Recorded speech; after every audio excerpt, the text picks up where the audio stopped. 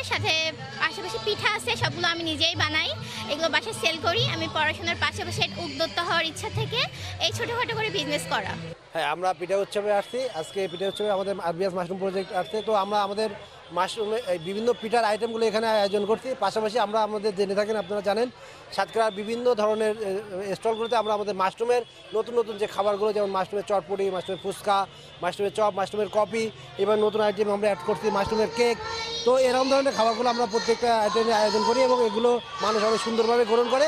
আপনারা সবাই আসবেন, এসে আমাদের মাশরুমের সকল ধরনের খাবারগুলো ট্রাই করবেন। সাতক্ষীরা পাবলিক স্কুল অ্যান্ড কলেজের পিঠা উৎসবে আসছি।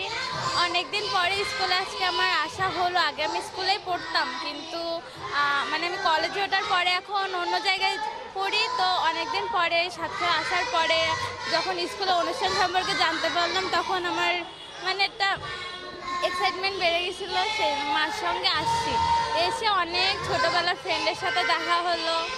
দেন এখানে যে পিঠাগুলো খেয়েছি সবগুলো অনেক সুস্বাদু ছিল, মানে একদম ছোটোবেলার কথা মনে পড়ে গেছে।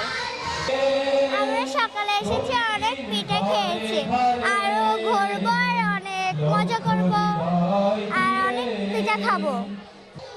আমরা সাতক্ষীরা পাবলিক স্কুল অ্যান্ড কলেজের স্টুডেন্টের গার্জিয়ান আমরা। তো আমরা পিঠার স্টল নিয়েছি। তা আমাদের স্টলের নাম রকমারি পিঠার বাহার। তা আমাদের এখানে বিভিন্ন ধরনের পিঠা বা ঝাল আইটেম, পকোড়া, চিকেন রোল, ফিরনি, নুডলস, তেলের পিঠা, এখানে আছে পুলি পিঠা, তালকদম পিঠা, পাটিসাপটা পিঠা, কেক।